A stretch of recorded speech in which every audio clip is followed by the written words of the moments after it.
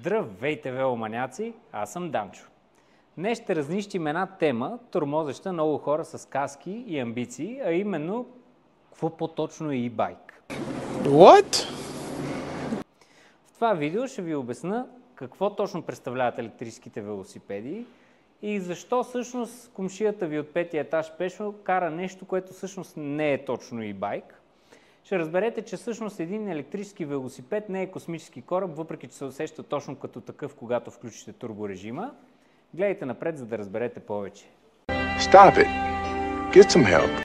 Ще продължим с историята на e-байковете. Всъщност, може би повечето от вас си мислят, че e-байковете са измислени от някой си хипстър в Германия и това се е наложило из цяла Европа, но напротив няма такова нещо.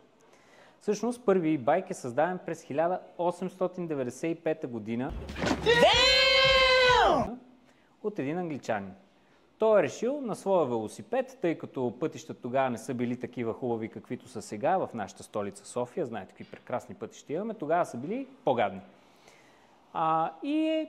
Движението е било трудно с велосипед, затова той е решил да си сложи едно електромоторче на задната главинка на велосипеда и резултата какъв е първи байк в света. Представете си преди колко години имало електрическо колело. След това, през 90-те години, убийственият трафик в Китай налага така, че хората да почнат да експериментират, да разсъждават и да се чудят как да направят някакъв алтернативен начин за предвижване в градовете си. Обаче това да е максимално ефтино, максимално екологично, за да не замърсяват така или иначе мръсния въздух в градовете си допълнително. И какво става? Почват да експериментират. Отново електродвигатели се монтират в главини, средни движения и така нататък. Съответно, първите масови байкове възникват в 90-те години на миналия век. След това, през около 2003-2005 година, тази мода навлиза леко по леко и в Европа, поради така тормозещия хората трафик. Електрически велосипед. Всъщност, тук двигателят само помага твоето движение, повтарям, помага. Тоест не сядате върху колелото и се возите като такси, ами се налага по стандартния начин да въртите педалите и курбелите. По този начин има едно сензорче вътре, което отчита вашата сила, която влагате в въртенето на педалите и благодарение на силата, която влагате, двигателя казва, трябва ви още малко сила, съответно получава се подпомагането на електродвигателя. Нека поговорим и за едни такива характеристики. Ватове, волтове, амперчасове и така нататък, с характеристики, които звучат все едно счетете опътването на пералнята, обаче всъщност това е част от характеристиките на вашия e-байк. Ватове. Първата характеристика, показваща мощността. Бележи се с буквичката W, измислена от Джеймс Ват, човек, който всъщност не е имал e-байк, но доста е помогнал с благодарение на неговата величина да разбираме повече от това как да измерим усилието. Следващата характеристика е волт. Волта идва от един италянец, който се казва Алехандро Волта, батериен магиосник от 18 век. Това е всъщност напрежението или тази характеристика ви показва колко бързо може да се изстреляте. Nice. Следващата важна характеристика са амперчасовете или именно колко ток може да съхранява вашата батерия. Със съдействието на Мари Ампер, известен с това, че не е имал e-байк, но пък доста е разбирал от ток. И не на последно място, ватт-часовете. Това е всичко на куп или общо взето нещо като показател за капацитета на вашия резервоар на велосипеда или ви показва колко точно ток имате преди да преминете в режима на бутане. Съвременните e-байкове се разделят на 3 класа. Първия клас е така най-разпространения, а то е с ограничение на максималната скорост 25 км в час. Какво ще рече това? Карате, докато стигнете 25 км в час, двигателя ви подава допълнително подпомагане. Минавате 25 км в час, двигателя директно се изключва и сте вие. Втория клас е такъв, който отново е ограничен до 25, но има и една ръчица като газ на мотор, т.е. освен въртенето на педали, можете да си позволите да натиснете ръчицата и да се движите и на ток. И третия вариант, третия клас, е такъв велосипед, който е ограничен до 45 км в час. Тоест, там трябва да се носи задължително каска, подпомагането спира след 45 км в час, като имайте предвид, че тези класове се третират различно в различните европейски държави. В България все още нямаме определени закони за това, но съвсем скоро и тук ще се случи. В някои моменти в европейските държави сте третирани като МПС, в други ситуации като ППС. Много е важно отново да уточним. Ако велосипеда има само газ, т.е. имате една ръчка, която въртите или някакъв бутон, който натискате, без да се налага да въртите педалите, това не е e-bike. Това минава в категория електрически скутер, мотор и така нататък или някакви странни неопределени превозни средства, но не е e-bike. Едно много важно нещо, което всеки един от вас пита, колко всъщност изминава пробег един такъв електрически велосипед. Много просто. За да изчислиме това нещо е прекалено сложно. Простото всъщност е доста сложно. Това зависи какви са вашите гуми, на какво налягане са, колко тежите, дали носите свичер с качулка, която е отворена така и нарушава аеродинамиката, дали сте си сложили раницата пълна с картофи на гърба, дали температурата навън е 30 градуса или пък е 10 градуса. Тоест факторите тук са прекалено много и това измерване е почти невъзможно. Обикновено един производител казва, с този велосипед може да се мине до 100 км пробег. Това обаче е при идеални условия. Тоест това е измерено с колездач, който тежи 40 кг, няма никакъв вятър, в идеални условия, по идеален път, с гуми, които са напомпани на максимално налягане и така нататък. Грубо обаче може да кажем следното, че батериите горе-долу са три вида. Малките батерийки, използвани при байкове, са около 360 Вт часа, т.е. с такава батерия може да минете около 30 до 50 км.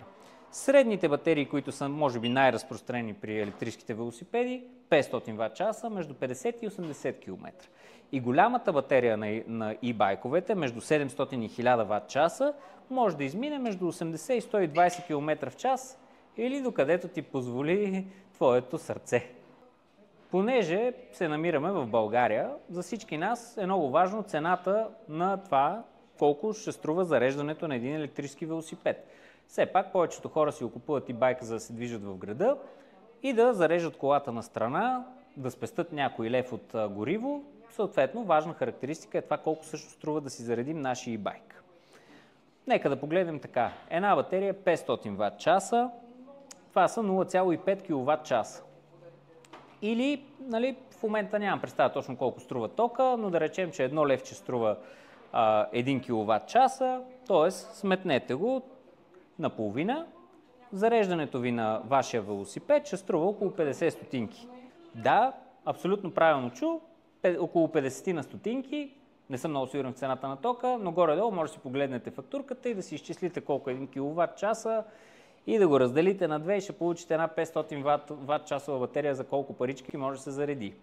Доста по-евтино от едно кафенце, дори от един вендинг автомат. Също мога да ви кажа, че горе-долу батерията на вашия телефон е около 1/3 от капацитета на батерията на вашия e-байк, т.е. горе-долу 3 зареждания на вашия телефон струват колкото да си заредите капацитета на вашата батерия, която преди малко ви казах може да измине между 50 и 80 км.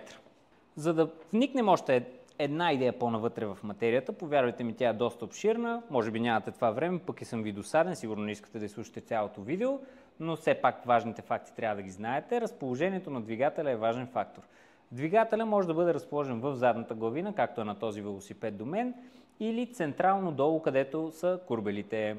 Какво се получава, когато е разположен централно долу? Обикновено теглото е малко по-високо, отколкото ако е в задната главина. Центъра на тежестта обаче, ако двигателя е разположен централно, се намира на доста по-благоприятно място, отколкото ако е разположен в задната главина. И двата варианта си имат своите плюсове и минуси, няма нещо перфектно на този свят. Въпрос на това какъв точно велосипед вие търсите. Друго важно нещо е спирачната система, тъй като един електрически велосипед е така осезаемо по-тежък, отколкото един нормален стандартен велосипед, въпреки че това колело, което е до мен, тежи около 13,5-14 кг. Спирачната система е от изключително важно значение.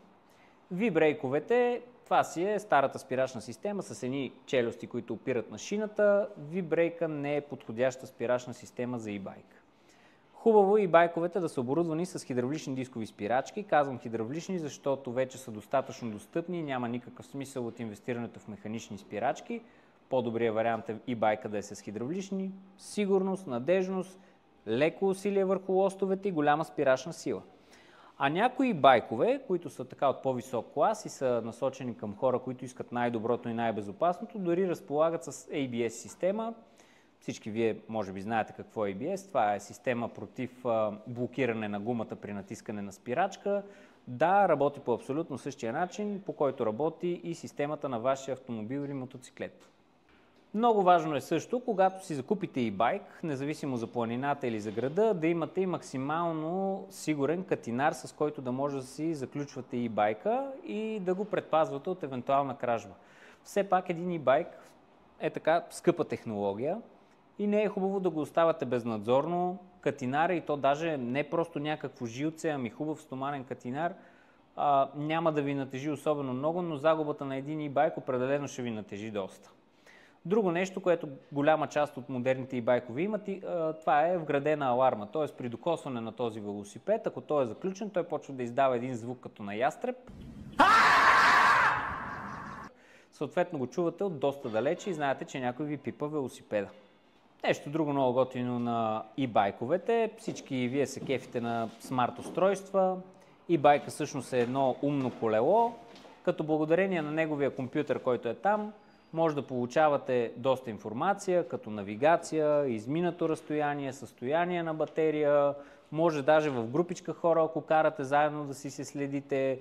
Най-вероятно има и вграден кръчкомер, който е абсолютно ненужен, но може би и го има в някой дисплей. Нали, това е в кръга на шегата. Освен това, ще получавате апдейти, колелото ви постоянно ще е с последния си софтуер и ще получавате и спам от производителя. No! God, please, no! No! Много важно също нещо, което трябва да кажем, е, че спестявате освен пари, спестявате и на природата замърсяването от вашите автомобили. Използвайки един такъв електрически велосипед, вие ще се предвижвате доста по-екологично в града, като благодарение на това ще пестите и пари. Казах ви преди малко колко струва едно зареждане на батерия. Знаете с вашия автомобил колко ви струват ни 10 км изминато разстояние.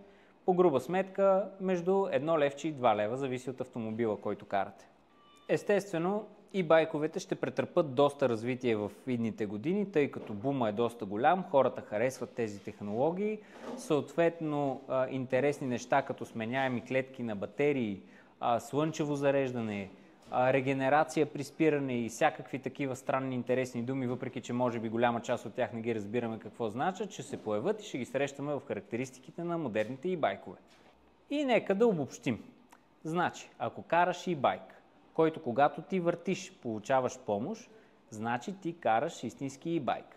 Ако обаче караш без да се налага да въртиш педалите и само натискаш един бутон или върткаш една ръчка, всъщност ти караш нещо подобно на електрически скутер.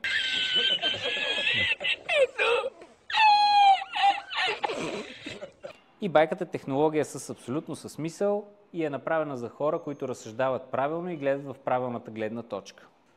Тъй като ние сме част от екипа на велосипедите Драг, смело мога да и така гордо мога да ви кажа, че ние имаме една сериозна серия от електрически велосипеди.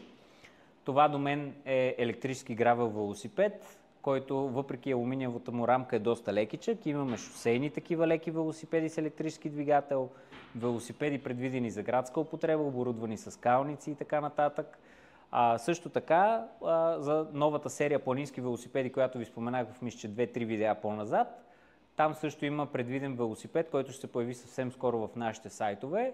Планински, карбонов, предвиден за тежки терени, електрически велосипед. Това беше от мен. Надявам се да разбрахте основата, защото това наистина бяха основните факти за един електрически велосипед. Вече да ви е малко по-ясна картинката, що е то e-байк. Ако искате да научавате все повече забавни и интересни факти, свързани с любимите ви велосипеди, последвайте ни, ударете там камбанки, палци и каквото се сетите още.